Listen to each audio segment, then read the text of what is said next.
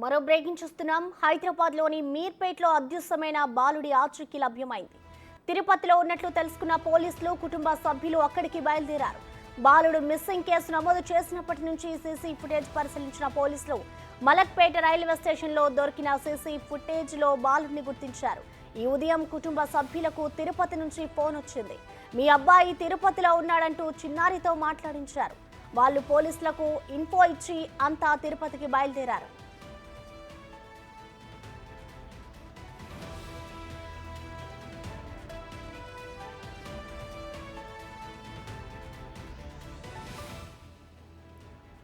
ఇక ఈ ఘటనపై మరింత సమాచారం మా ప్రతినిధి సురేష్ అందిస్తారు. సురేష్, చెప్పండి, ప్రస్తుతం బాలుడి వద్దకి పోలీసులు అలాగే పేరెంట్స్ చేరుకున్నారా? అసలు ఇన్ఫర్మేషన్ ఎలా వచ్చింది సురేష్?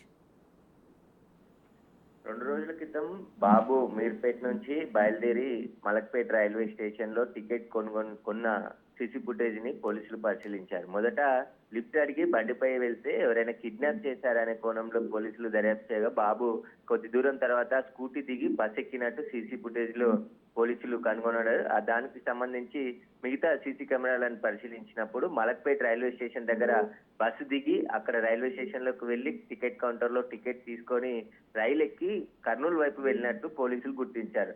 అందులో భాగంగా దర్యాప్తు చేస్తుండగానే ఈ రోజు ఉదయం తల్లిదండ్రులకి అబ్బాయి ఫోన్ చేసి నేను తిరుపతిలో ఉన్నానని చెప్పేసి కూడా అక్కడ కొంతమంది స్థానికులు గుర్తించి అబ్బాయి ఎక్కడి నుండి వచ్చావని అడగడంతో నేను హైదరాబాద్ నుండి వచ్చానని చెప్పేసి తల్లిదండ్రుల ఫోన్ నెంబర్ అబ్బాయికి గుర్తుండడంతోనే ఆ ఫోన్ నెంబర్ కి ఫోన్ చేసి తల్లిదండ్రులకు సమాచారం ఇచ్చారు. మీ అబ్బాయి తిరుపతిలోనే ఉన్నాడు, ఇక్కడికి వచ్చాడని చెప్పేసి చెప్పి అక్కడ లోకల్ పోలీస్ స్టేషన్ కి బాబుని అప్పచెప్పడం జరిగిందని చెప్పేసి కూడా స్థానికులు తల్లిదండ్రులకు సమాచారం ఇచ్చారు. వెంటనే పోలీసులకి తల్లిదండ్రులు సమాచారం ఇచ్చారు. కాబట్టి పోలీసులు తల్లిదండ్రులు తిరుపతి బయలుదేరి అబ్బాయిని తీసుకురావడానికి కొద్దిసేపటి క్రితమే బయలుదేరినట్టు తెలుస్తుంది. అయితే మొదటగా అబ్బాయి ట్యూషన్ కి వెళ్తున్నా అని చెప్పేసి ఇంట్లో నుంచి వెళ్ళాడు. కానీ ముందుగానే ప్రీ ప్లాన్ గా తిరుపతి వెళ్ళాలనే ఇక్కడ నుంచి ఇంట్లో నుంచి 2,000 రూపాయల డబ్బులు తీసుకొని వెళ్ళినట్టు తల్లిదండ్రులు పోలీసులకు చెప్పడం జరిగింది. దీనికి సంబంధించే పోలీసులు ఇప్పుడు ఆ బాబుని ఇక్కడ తిరుపతి నుంచి హైదరాబాద్ తీసుకొచ్చి అసలు వెళ్ళిపోవడానికి కారణాలు ఏంటి దానిపైన కూడా ఆరా తీయనున్నారు. అయితే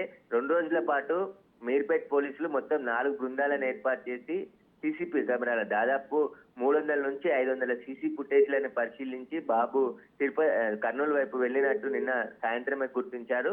అయితే ఈ రోజు ఉదయం దర్యాప్తు చేస్తుండగానే తిరుపతిలో కొంతమంది బాబుని చూసి తల్లిదండ్రులకి ఫోన్ చేయడంతో అంతా కూడా ఊపిరి పీల్చుకోవడం జరిగింది. బాబు క్షేమంగా ఉన్నాడని చెప్పేసి కూడా తల్లిదండ్రులకు సమాచారం అందించడంతో పోలీసులు కూడా ఇక తిరుపతి వెళ్ళి అక్కడి నుంచి బాబుని తీసుకొచ్చి తల్లిదండ్రులకు అప్పగించనున్నారు.